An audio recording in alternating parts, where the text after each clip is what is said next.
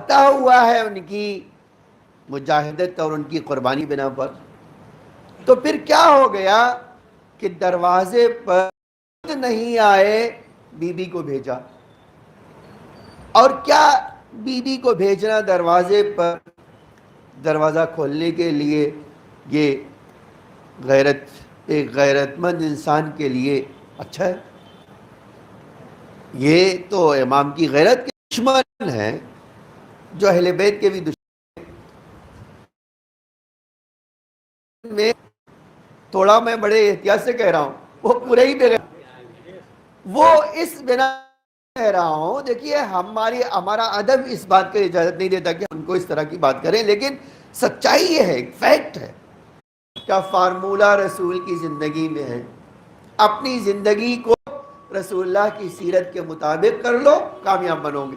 ہے نا؟ یہ قرآن، یہ تو قیامت تک ہے.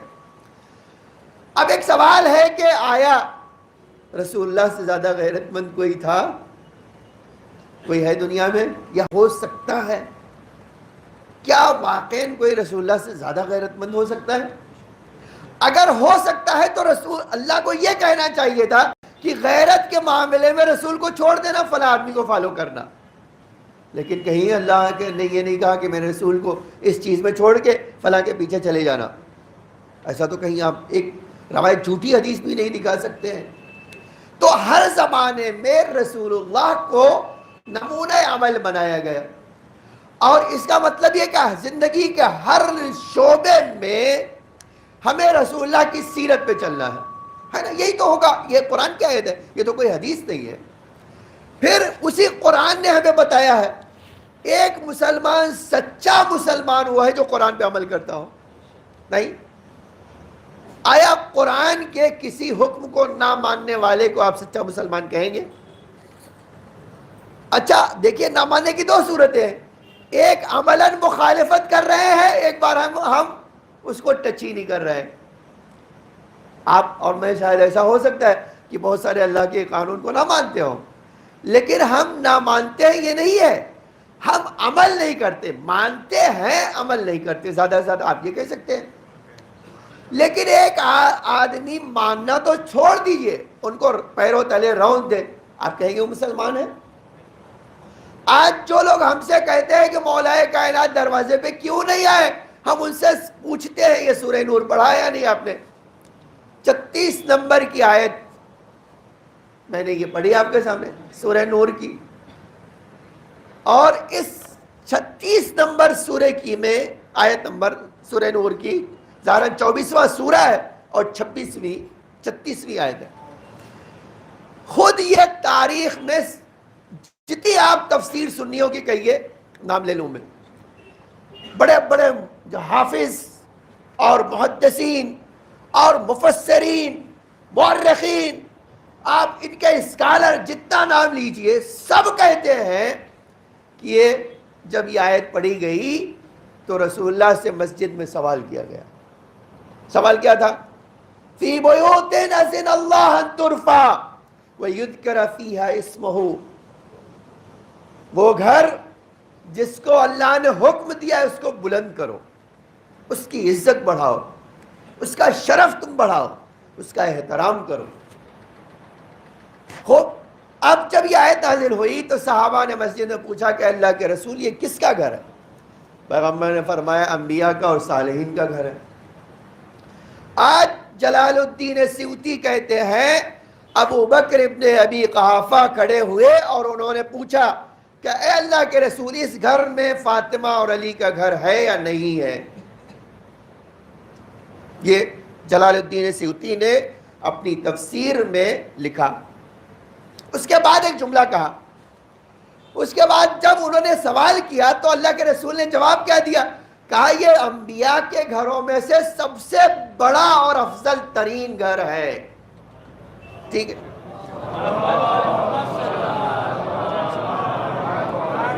اب ہمارا سوال سارے مسلمانوں سے ہے، صحابیوں سے اور سارے مسلمانوں وہابیوں سے ہے کہ بتائیے جب یہ گھر انبیاء کے گھروں میں سے بھی سب سے افضل گھر ہے تو کیا اس گھر کا احترام یہ ہے کہ اس گھر کو کوئی دندناتا ہوا آ جائے؟ بغیر اجازت کے داخل ہو جائے. ایک عام مسلمان کو کسی بھی گھر میں سورہ احزاب پڑھ لیجئے, سورہ احزاب میں آیا کسی بھی مسلمان کو حق نہیں ہے کہ وہ کسی بھی مسلمان کے گھر میں بغیر اجازت کے داخل ہو جائے. اب میں آیت پڑھ دیتا ہوں, آپ دیکھو کتنی عجیب بات ہے. مسلمان ایک طرف کہتے ہیں کہ ہم تو قرآن کے ماننے والے ہیں, حسبنا کتاب اللہ کے دعوے دار بھی ہیں, لیکن وہی قرآن ہے جس کی آیتوں کو پیروں تلے روند کر چلے جاتے ہیں اور اس پر کوئی سوال نہیں اٹھاتا ہے. سارا سوال تو اٹھانا چاہیے تھا خلیفہ کے اوپر کہ کس قانون کے ساتھ آپ نے جو ہے بی بی کے گھر پہ بغیر اجازت کے حملہ کیا اور دندناتے ہوئے اندر چلے گئے. کون سا قانون تھا؟ اور اگر بی بی نے منع کیا تھا تو اس گھر میں داخل ہونا ہی آپ کا حرام تھا. جو قرآن اور اللہ کی مخالفت کرنے والے وہ تو اسلام کے علمبردار ٹھہرے, اور جو قرآن کے محافظ اور اللہ کے گھر کے محافظ ہیں وہ ان پر اعتراض ہو. یہ دیکھیں کتنی عجیب بات ہے, کیسا قانون ہے. آج دنیا میں عدالت اسی بنا پر نہیں ہے کہ جس کو عدل کا معیار بنایا گیا تھا اس کو زیر سوال لائے, اور جو دنیا میں ان کو سدھارنے کی بات کہی تھی تو وہ علمبردار بن گئے. آپ یہ قرآن کی آیت بڑی آسانی سے پڑھ سکتے ہیں, اسی قرآن میں آپ دیکھیے اور پھر کہیے بتائیے کون انسان ہے جو واقعاً یا ایھا الذین آمنو, اے ایمان لانے والو, اگر تم کسی مومن کے گھر پہ جاؤ وَاسْتَسْتَأْذِنُوا, جبکہ تم ان سے بڑے قریبی ہو, فَاسْتَأْذِنُوا, ان سے اجازت مانگو گھر میں آنے کی, اور اگر انہوں نے اجازت نہیں دی فَارْجِعُوا, پس پلٹ جاؤ, ہوا ازکا لکم, اور یہی تمہارے دل کے لیے اور تمہارے ایمان کے لیے بھی اچھا ہے, پلٹ جاؤ. ہے نا, ایک سوال ہے, قرآن ہے. تو قرآن کہتا ہے کہ کسی کے گھر میں اجازت کے بغیر داخل نہیں ہو سکتے. دوسری طرف سے قرآن ہی کہتا ہے کہ بی بی کا گھر سب سے انبیاء کے گھروں میں سے بھی سب سے بلند عظیم گھر ہے نا.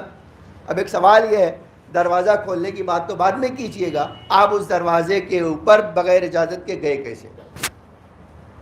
آپ بتائیں, ہمیں کوئی بتا دے, کوئی مسلمان بتائے کہ جن کو آپ صحابی کہتے ہیں وہ کس حق سے بی بی کے دروازے پہ گئے اور زبردستی داخل ہوئے. ہے نا ایک سوال. اب میں روایت پڑھتا ہوں, دیکھیے. بی بی چونکہ ایمان رکھتی ہیں اور جانتی ہے میرے گھر میں کوئی بغیر میری اجازت کے نہیں آ سکتا ہے نا, یہ تو بی بی کو بھی پتا ہے. اب آپ دیکھیے آج جو ہے جو مسلمان کہتے ہیں انہوں نے یہ لکھا ہے کہ بی بی دروازہ کھولنے آئی نہیں جی.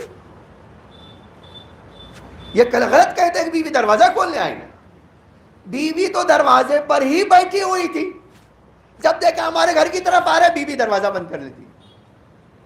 کوئی ہمارے دروازے پہ آ رہا ہے, ہم جانتے ہیں ہمارے دروازے پہ آ رہا ہے, دروازہ بند کر لیا. اب یہ روایت کا جملہ سن لیجیے.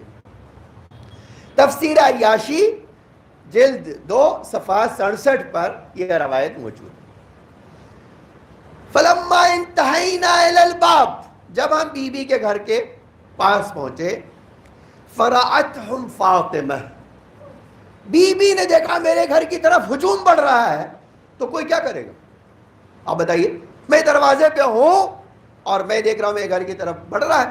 خود کہتے ہیں یہ تفسیر عیاشی میں کہ جب بیوی نے دیکھا تو کیا کیا, اغلقت الباب فی وجوہہم, ان کو دیکھ کر دروازہ بند کر لیا. اب آگے کا جملہ دیکھیے. آج ہمارا دل خون کیا سور ہوتا ہے اسی جملے کے اوپر. وَهِيَ لَا تَشُكُّ, بی بی کو شک نہیں تھا. اگر بی بی کو شک بھی ہوتا نا تو بی بی کا ریئیکشن کیا ہوتا وہی جانتی ہے, لیکن بی بی کو شک ہی نہیں تھا. اللہ يدخل علیہا الا بإذنہ, میرے گھر میں میری اجازت کے بغیر پیغمبر نہیں آتے, تو ان کی کیا مجال ہے, ان کی اوقات کیا ہے؟ نہیں, جبریل جب میرے دروازے پہ آ کے کھڑے ہو کے اجازت مانگ رہے ہوں تو ان کی اوقات کیا ہے کہ میرے گھر میں بغیر اجازت کے آ جائیں گے؟ بی بی کو شک ہی نہیں. اب اس کے بعد جو جملہ ہے, فَضَرَبَ عُمَرُ الْبَابَ بِرِجْلِهِ, عمر نے بی بی کے دروازے پہ لات مارا فکسرہ، اور دروازہ ٹوٹ گیا اور یہ اندر دندناتے ہوئے آ گئے. تو ایک سوال کہا ہے کہ مولا کا سوال کہاں سے آیا؟ امام کہاں سے آئے کہ اس میں کہ امام نے اجازت دی؟ امام تو کہیں ہے ہی نہیں. اور دوسری بات یہی جان لیجئے، وہ گھر جو ہے جو بی بی کا تھا وہ ہماری طرح اور آپ کے گھر کی طرح 3000 2000 فٹ کا نہیں ہے. وہ تو اتنا چھوٹا گھر تھا کہ آج روایت میں ہے کہ بی بی خود کہتی ہے ہم جب سوتے تھے تو ہمارا ایک پیر دوسری دیوار سے لگتا تھا. تو اجازت کہاں؟ علامہ مجلسی لکھتے ہیں اسی ضمن میں کہ بی بی تو دروازے پر ہی بیٹھی ہوئی تھی، جب دیکھا ان کو آتے ہوئے تو دروازہ بند کر لیا. اور میں نے یہ روایت آپ کو سنا دی کہ بھئی دیکھیے اس طرح کی چیز. ٹھیک ہے، اب بہت زیادہ لمبا نہ ہو جائے، مجھے جلدی سے اپنی بات مکمل کرنا ہے. تو ایک یہ، اب آپ سورہ نور کی آیت میں نے کہا آپ پڑھیے، وَإِن قِيلَ لَكُمُ ارْجِعُوا، اگر تم سے کوئی کہہ رہا پلٹ جاؤ، تو قرآن کیا کہتا ہے؟ فَارْجِعُوا هُوَ أَزْكَىٰ لَكُمْ، تم پلٹ جاؤ یہی تمہارے لیے بہتر ہے. پیغمبر کی بیٹی چلاتی رہی کہ میرے گھر میں بابا آؤ دیکھو میری اجازت کے بغیر لوگ داخل ہو رہے ہیں. آج یہ چیز کہنے کے بعد مسلمان وہاں بھی کیا کہہ رہے ہیں کہ مولا کو منع کرنا چاہیے تھا، مولا نے آنے کیوں دیا بی بی کو؟ ہم کہہ رہے ہیں مولا کا سوال کہاں تھا بھائی، یہاں تو سارا بی بی کے سامنے ہوا. تو ایک تو یہ کہ آپ قرآن کی، حدیث کی، سیرت کی، اجماع کی ہر بات کی مخالفت کریں گے اور کہیں گے شیعہ. اما شیعہ کہنے سے اگر قرآن کی موافقت ہو جاتی تو دن بھر بیٹھ کے تسبیح پڑھو.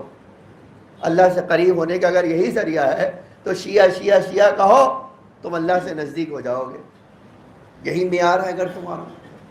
دوسری دلیل سن لیجئے، کتنے واقعی گھٹیا لوگ ہیں یہ لوگ، کس قدر ذلیل لوگ ہیں کہ امام کے اوپر سوال کر رہے ہیں جبکہ انہیں امام کے اوپر سوال کرتے ہی مر جانا چاہیے. جس نے اسلام کو زندہ کیا، جس کی بنا پر آج تم مسلمان ہو، سوال ان پر کرتے ہو.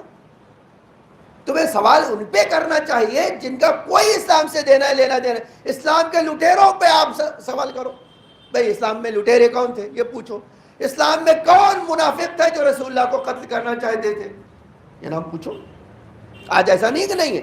حذیفہ ابن ایمان اتنے سچے تھے کہ جب بھی کوئی سچائی کا معیار جاننا چاہتا تھا نا حذیفہ کے پاس جاتا تھا، کیونکہ وہ کمپرومائز نہیں کرتے تھے، کبھی بھی حق پر کمپرومائز نہیں کرتے. حتیٰ یہاں تک کہ آپ دیکھیں کتنی حد تک ان کے لیے بات کہی گئی. کہتے تھے اتنا ایک آدمی مر گیا. اب لوگ دیتے کہ حذیفہ جا رہے ہیں یا نہیں جا رہے ہیں اس کے جنازے میں. تو پوچھا نہیں جا رہا ہے، تو بولے نہیں جا رہے ہیں اس کا مطلب اس میں کچھ کمی رہ گئی ہے. تو پوچھا بھائی کیا کمی رہ گئی؟ کہ رسول اللہ نے مجھے ان منافقین کا چہرہ دکھایا تھا. یہ کس نے لکھا ہے؟ آپ نے لکھا ہے. اب بتائیے ہمیں کہ جو رسول اللہ کو قتل کر دینا چاہتے تھے ان کے سپورٹ میں آپ کھڑے ہیں، ان کی تائید کر رہے ہیں، لیکن وہ جس نے اپنی قربانیوں سے اسلام کو سینچا ہے اس پر اعتراض کر رہے ہیں. آپ اس کے اوپر سوال اٹھا رہے ہیں. دوسری دلیل سن لیجئے، قرآن میں یہ اللہ کا رسول یہ کہہ کے گیا تھا. دیکھیں کتنی عجیب بات ہے کہ میرے گھر کی حفاظت کرنا، ارقبو، یہ حدیث کا جملہ ہے کہ دیکھو پیغمبر کا احترام کرنا چاہتے ہو تو کیا کرو؟ تو اس گھر کا احترام کرو جو زہرا کا ہے. یہ حدیث کا جملہ ہے اور نقل کرنے والے بھی سنی ہے. ارقبو محمد بہل بیت ہی، محمد کا احترام کرنا ہے تو ان کے اہل بیت کا کرو. اہل بیت کون؟ آج سارے مسلمانوں نے مان لیا کہ اہل بیت صرف 75، اس میں کوئی شک تو ہے نہیں. اب کیا اس کی احترام، اس کی حفاظت یہی ہے کہ اس کے گھر کو آگ لگا دے؟ آج کوئی بتائے کہ محمد کا احترام، ان کے اہل بیت کا احترام یہی ہے کہ ان کی بیٹی کو 18 سال میں قتل کر دیا جائے؟ بتائیں، کوئی بتا دے ہمیں. یا 6 مہینے کے بچے کو اس دنیا میں آنے سے پہلے مار دیا جائے؟ یہ ہے احترام محمد؟ تو احترام محمد کیا ہے وہ بتائیے آپ ہمیں. دروازے پہ آنے کی بات ہم سے بعد میں کیجئے، پہلے بتائیے کہ محمد کی بیٹی کو قتل کرنا۔ آج یہ ایک دو کتاب نہیں، ہمارے پاس 200 سے زیادہ کتابیں ہیں جس میں اہل سنت کے علماء نے اعتراف کیا کہ ہاں بی بی کے گھر پہ حملہ بھی ہوا، ان کے بچے کو بھی مار دیا گیا۔ ایک پوری کتاب کسی کو دیکھنا ہے تو انٹرنیٹ پہ آ گئی ہے کہ محسن سقطن اور سبتن، پیغمبر کا ایک نواسا مار دیا گیا یا ہے ہی نہیں۔ آپ دیکھیے، آپ اس کو اٹھا کے دیکھ لیے، 200 سے زیادہ حوالے۔ آج کتنا جو ہے مکاری اور کتاب خانے جلا دیے، شیعوں کو اذیت کر دی، وہ سب کے باوجود اللہ کا نظام کیا ہے؟ حق تو قائم کر کے رہے گا، ہے نا؟ اور اس کے بعد یہ دیکھ سکتے ہیں تو محمد کا احترام تو یہ ہے کہ ہم واقعی جس طرح پیغمبر نے 4 مہینہ سلام کیا ہے، سلام کرنے جاتے۔ آج واقعی ایک مسلمان جو غیرت مند ہے وہ یہ کہتا ہے کہ آج اگر میرا مولا آ جائے گا گفٹ میں، میرا مولا کہتا ہے کہ مجھے یہ چاہیے، تو ہم سوچیں گے نہیں، ہم کہیں گے مولا آپ کو چاہیے تو ابھی آپ پوچھنا کیا ہے؟ لیکن پیغمبر کی بیٹی کے ساتھ کیا کیا؟ کتنی عجیب بات۔ اب 2 روایتیں سناتا ہوں اور اسی پہ سمیٹ لیتا ہوں۔ آج خود وہی لوگ لکھتے ہیں، باقی 2 روایت سناتا ہوں اور بات سمیٹ لیتا ہوں اس پہ، کہ پیغمبر کی سیرت کیا تھی۔ آپ دیکھیے کتنی عجیب بات۔ میں نے کہا پیغمبر کے جب مدینے میں انتقال فرمایا، وفات ہوئی پیغمبر کی، تو 9 بیویاں تھیں۔ جتنی شادیاں ہوئی آپ جانتے ہیں وہ سب مدینے میں ہوئی۔ پیغمبر کی تو ایک ہی شادی ہوئی جو شادی کرنے گئے تھے۔ اب کوئی شادی، اور دیکھیے ایک بار شادی کرنا ہوتا ہے، ایک بار کوئی آپ کو مجبور کر دے شادی کرنے میں، یا وہ اصرار کر رہا ہے کہ آپ ہمیں عزت بخش دیجیے، وہ ایک الگ مسئلہ ہوتا ہے۔ خیر اس میں نہیں جانا چاہتا ہوں میں۔ تو پیغمبر کے 9 بیویاں تھیں، اور پیغمبر نے کیا کیا تھا؟ ہر ایک کی نائٹس بانٹ کر رکھی تھی۔ کبھی اس دن ایک کے پاس، دوسرے دن دوسرے کے پاس، تیسرے دن تیسرے کے پاس جاتے تھے۔ آج خود بی بی ام سلمہ کہتی ہیں کہ جس دن میرا ڈیو تھا اس سے پہلے زینب بنت جہش کا ڈیو تھا۔ پیغمبر کو ان کے پاس وقت گزارنا تھا اور ان کا وقت ختم ہوا تھا۔ پیغمبر اس گھر سے نکل کر بی بی ام سلمہ کے گھر آئے۔ اب جب آئے تو کہتے ہیں کہ بی بی ام سلمہ کہتی ہیں تھوڑی دیر کے بعد دق الباب ہوا، کسی نے دروازے کو نوک کیا۔ جب نوک کیا تو سیدھی سی بات ہے، اب آپ کہتے ہو نا مسلمان کہتے ہیں غیرت کیا ہے مردانگی، تو پیغمبر کو جانا چاہیے نا، دروازے پہ کون ہے تو پتہ نہیں ہے، پیغمبر کو پتا، ام سلمہ کو تو نہیں، بی بی ام سلمہ کو تو پتہ نہیں۔ لیکن پیغمبر نے جیسے ہی دروازے پہ ناک سنی تو تاریخ کہتی ہے بی بی ام سلمہ کہتی تھی کہ نہیں کوئی نہیں ہے، پیغمبر نہیں کہتے تھے ہے، جاؤ دروازہ کھولو۔ پیغمبر کہتے جاؤ دروازہ کھولو، اور بی بی ام سلمہ کہتے نہیں کوئی نوک نہیں کر رہا ہے، کہا میں کہہ رہا ہوں جاؤ دروازہ کھولو۔ جب دروازہ کھولا تو تاریخ کہتی ہے کہ مولا کائنات دروازے پہ کھڑے تھے۔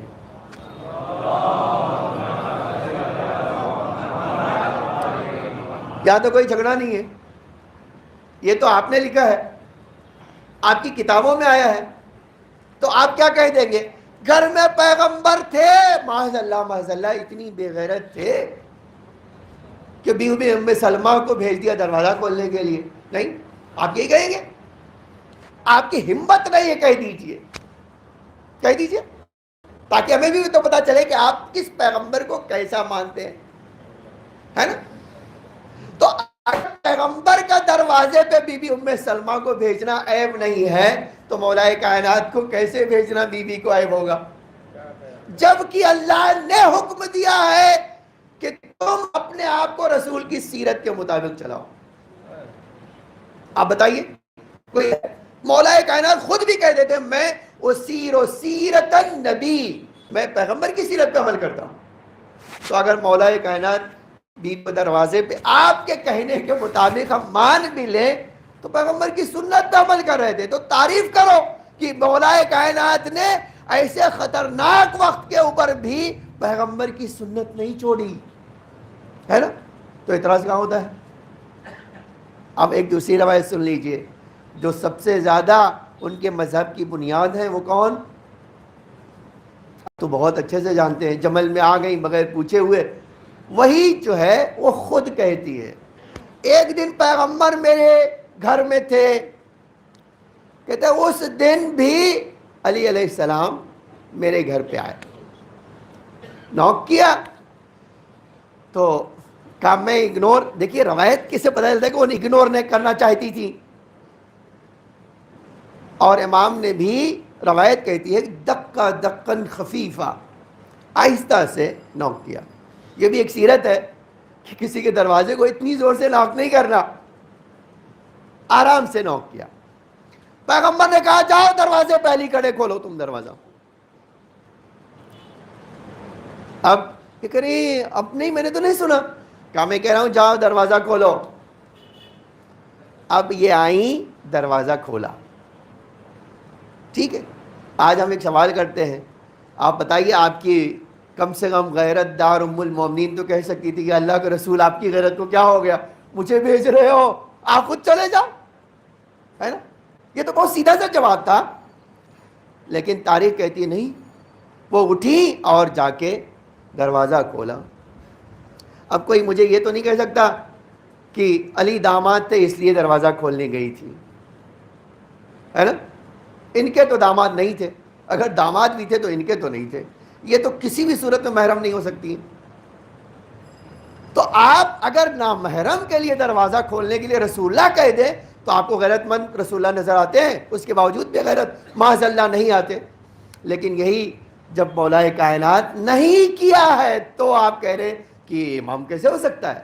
اب میں ایک دلیل سناتا ہوں اور اسی پہ سمیٹتا ہوں کہ مولا کائنات نے تو حسناً، یہ تو چھوڑ دیجیے کہ غیرت کی بات ہے، امام نے تو وہ ایسا کام کیا جو تاریخ نے لکھا ہے،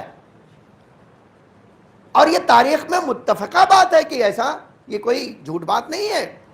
اب سنیے آپ یہ آیت، یہ روایت کا جملہ ہے، خوب اب یہ دلیل آپ سنیے مولا کائنات کے بارے میں کیسی بات کرتے ہیں اور امام نے کیا کیا۔ انہو لما یجب غضب عمر وازرم النار، جب عمر کو غصہ آیا اور انہوں نے بی بی کے دروازہ جلا دیا، خوب بباب علی، علی کا دروازہ جلا دیا، وحرقہ ودخل، اور گھر میں داخل ہو گئے۔ اب دیکھیے جو روایت خود ہی بتاتی ہے جب داخل ہو گئے، فاستقبلتہ فاطمہ، سامنے بی بی تھی، یہ نہیں کہا بی بی آئیں، کہا بی بی سامنے تھیں، فاستقبلتہ فاطمہ المبارک، جیسے ہی بی بی کو دیکھا اس نے، ورفع صوت، اس نے کوڑا اٹھایا۔ آج ہم کہتے ہیں یہی کہ آپ کو ایسے لوگ پہ رحم آ رہا ہے، دفاع کر رہے ہو جنہوں نے پیغمبر کی بیٹی کو اس حالت میں پہنچا دیا۔ آج کوئی بیٹی ہماری 18 سال کی ہوتی ہے اور پیغمبر جس کے احترام میں زندگی بھر کھڑے رہے، ہاتھوں کو چومتے رہے، آج خود کہتے ہو کہ گھر میں داخل ہو گئے اور جب بی بی سامنے پڑی تو ان کو کوڑے سے مارا۔ اور عجب ہے روایت عزیزان گرامی، جب اس نے یہ کام کیا تو بی بی نے کیا کیا؟ یا بتا یا رسول اللہ، اپنے باپ کو یاد کیا، بابا ابھی تو آپ کا کفن بھی میلا نہیں ہوا،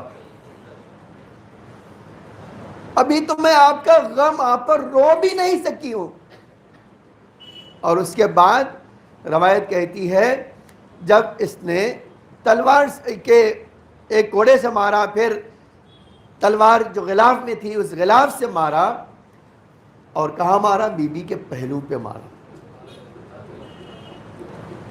اس کے بعد والا جملہ ہے، اور پھر سے جب اس نے دوبارہ کوڑا اٹھایا، فَأَخَذَ عَلِيٌّ بِتَلَابِيبِ عمر، امام نے اس کے یہ جو ہے ہاتھ اپنا اس گلے پر رکھا اور اٹھا کے پٹکا، اور اتنی زور سے دبایا کہ آج خود کہتے ہیں کہ ان کی تو جان ہی نکل رہی تھی۔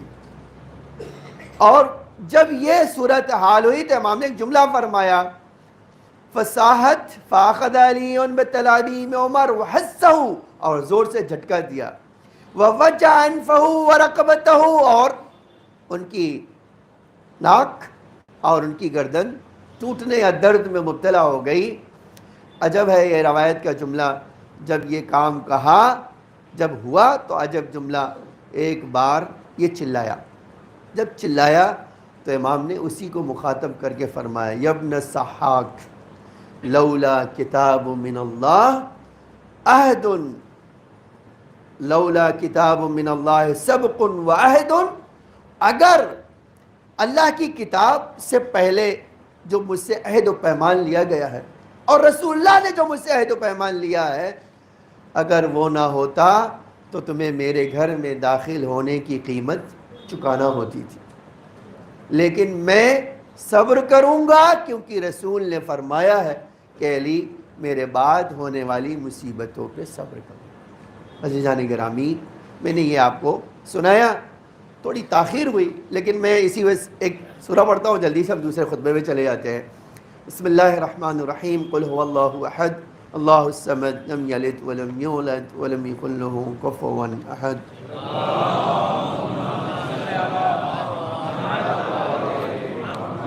اللہم صلی اللہ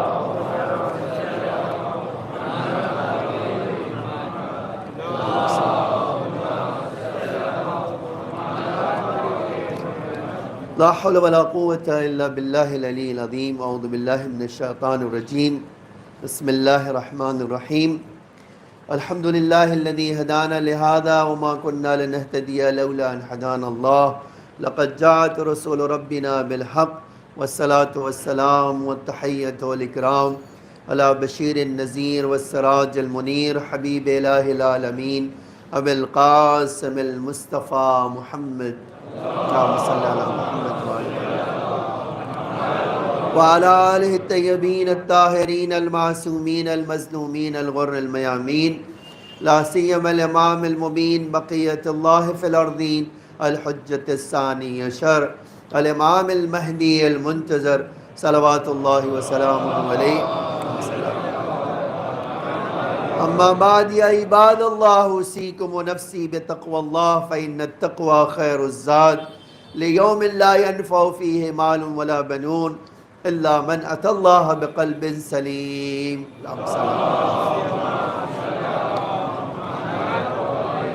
عزیزان گرامی، بس یہ جملہ کہہ کے بات مکمل کرنا چاہتا ہوں کہ آپ ان کے دھوکے میں نہ آئیں، یہ کبھی بھی حق بیانی نہیں کرتے، ان کا کام ہی حق چھپانا۔ ہمارے جوان ہمیشہ ہوشیار رہے، اور الحمدللہ اہل بیت کی رہنمائی کبھی بھی پیغمبر کے بعد سے شیعہ ہی ایک ایسا مذہب ہے جو آج تک معصوم اماموں کے سائے میں رہتا ہے، ان کی تعلیمات کے تحت زندگی گزار رہا ہے، اس کے علاوہ کوئی نہیں ہے۔ آج عیسائی ایک محقق نے لکھا ہے کہ دنیا میں صرف شیعہ ایک ایسے ہیں جو کہہ سکتے ہیں کہ ہمارا اللہ سے کبھی رابطہ ٹوٹا ہی نہیں۔ عزیزان گرامی، اس طرح کے شیطان تو ہمیشہ سے رہے ہیں اور رہیں گے بھی جب تک کہ امام زمانہ علیہ السلام نہ آ جائے۔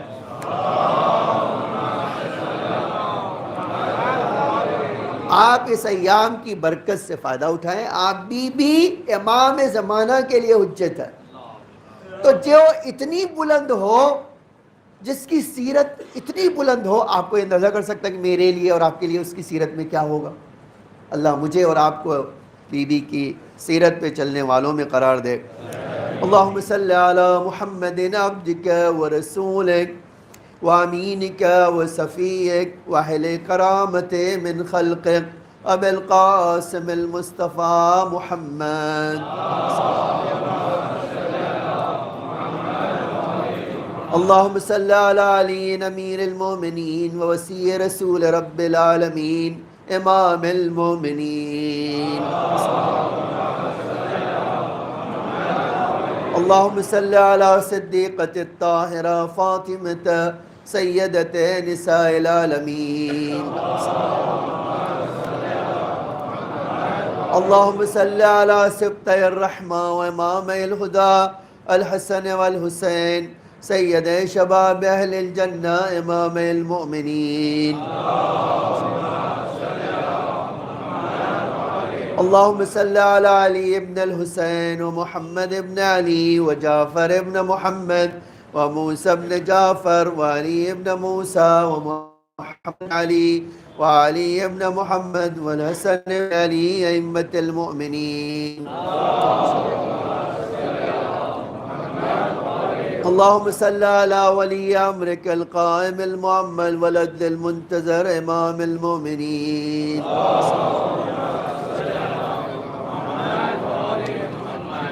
اللهم صل على فاطمة وأبيها وبعلها وبنيها وسر المستودع فيها بعدد ما أحاط به علمك. اللهم ادخل على أهل القبور السرور. اللهم أغني كل فقير. اللهم أشبع كل جائع. اللهم اكسو كل عريان. اللهم اقض دين كل مدين. اللهم فرج عن كل مكروب. اللهم رد كل غريب. اللهم فك كل أسير. اللهم أصلح كل فاسد من أمور المسلمين. اللهم اشف كل مريض. اللهم سد فقرنا بغناك. اللهم غير سوء حالنا بحسن حالك. اللهم اقض عنا الدين واغننا من الفقر انك على كل شيء قدیر. اے اللہ ہمارے مولا کے ظہور میں تعجیل فرما. ہم سب کو آقا کی خدمت گزاروں میں قرار فرما.